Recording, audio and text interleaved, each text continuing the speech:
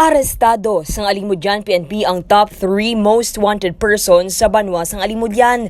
Ginkilala ang sospek na si Renato Menor, 42 anyos, residente sang sitio Balogo, Barangay Paho, Alimudyan, Iloilo. Si Menor ang wanted sa kaso nga 3 counts of rape kag nadakpan sa banwa sang Alimudyan, takna alas 7 sang aga, Oktubre 9.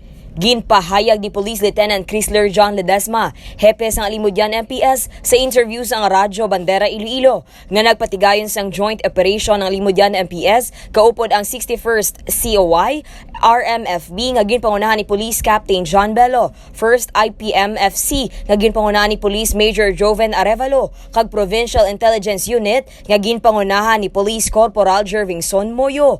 Sa karon nakahunong na sa Alimudyan MPS si Menor, kag magapangatubang sang kaso nga nagalapas sa Republic Act 7877 o kun Anti-Sexual Harassment Act of 1995. Isa ka top 3 most wanted person sang banwa sang Alimudyan. Ara nakuha nato no sa Barangay Atabay, Alimudyan, Iloilo.